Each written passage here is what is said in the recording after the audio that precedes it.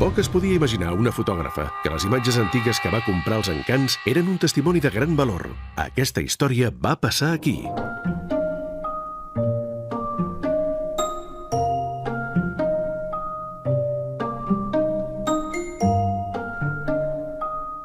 Estem a la plaça de les Glòries, 2 de maig, on hi havia els antics encants. És aquí on vaig trobar aquest tresor.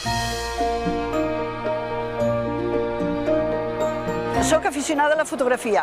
M'agrada molt tant la fotografia com les antiguitats. I moltes vegades, o molt sovint, vinc aquí als encants. Al novembre del 2004 vaig aterrar aquí, vaig entrar en un antiquari i vaig trobar una peça. Era una caixa de fotografies que en primer moment vaig creure que era una cosa i en arribar a casa vaig veure que era una altra, molt més interessant.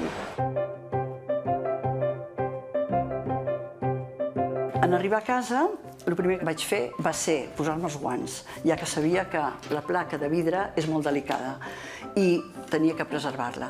Vaig agafar la primera imatge, la mateixa que havia vist a la botiga, i evidentment era l'Òpera de París, amb uns primers plans de personatges d'època increïbles. Vaig seguir mirant diferents plaques, com per exemple aquesta, i em va sorprendre. Eren obusos. Què és això? Vaig pensar. I a la vegada també vaig veure que hi havia un nom, en aquest cas posa Verdun, i el número 6513. Vaig deduir que era el lloc on s'havia realitzat la fotografia i després el número de cliché. Vaig seguir veient, eren presoners. Llavors vaig deduir que això era la Primera Guerra Mundial. I a partir d'aquí les vaig visualitzar totes, ja que vaig tenir la sort que dins d'aquesta caixa hi havia també el visor estereoscòpic. El visor estereoscòpic és el que m'ajuda a veure la imatge en 3 dimensions. Una càmera com aquesta és la que hauria utilitzar el fotògraf que va realitzar aquestes fotografies. M'ha fet pensar molt qui podia ser aquesta persona, perquè en aquell temps no hi havia fotògraf de guerra. A part, analitzant-les una a una, veus que la composició és perfecta i la realització també. Aquest sistema era una mica engorrós, ja que les plaques són molt fràgils i anar a la guerra amb això hauria de ser molt problemàtic. En aquells moments, la Kodak va tenir se li va encendre una llumeta i va dir que per captar imatges de la guerra seria molt interessant que els mateixos militars fessin fotografies. Per aquest motiu va treure una càmera petitona, com aquesta, una càmera petita, que es podia portar a la butxaca per fer fotografies i enviar-les a les famílies. Quan se'n van assabentar els governants, els hi van prohibir.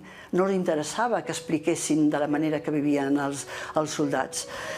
Per aquest motiu em fa pensar que possiblement hi ha poques fotografies de la Primera Guerra Mundial i aquest motiu mateix també és el que em fa pensar que el que tinc és un tresor.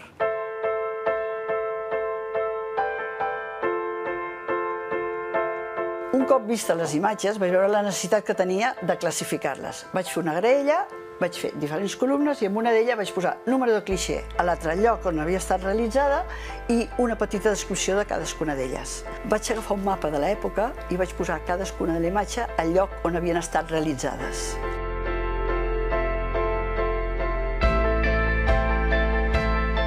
A partir d'aquí vaig començar a trucar portes. Volia que algú m'ajudés per una exposició que tenia prevista per la commemoració del centenari de la Primera Guerra Mundial. Faltaven encara 10 anys. Vaig tenir moltes dificultats, però quan faltava poc vaig decidir fer-ho. L'exposició es va inaugurar el dia 1 de setembre de 2014 a l'Agrupació Fotogràfica de Catalunya. Tot al voltant hi havia 40 imatges, les 40 fotografies ampliades 40 per 50. Al fons hi havia la pantalla on es projectaven les imatges anaglifs. Els anaglifs són les mateixes imatges que al moment de posar-te-les amb les ulleres les veus en 3 dimensions.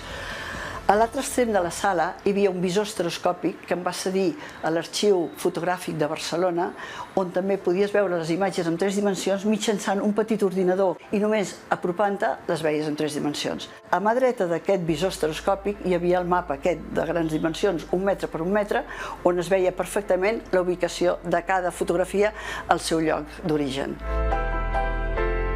Quan vaig comprar aquesta caixa no em podia imaginar la satisfacció que em donaria i la satisfacció que donaria amb tota la gent amb qui l'he pogut compartir.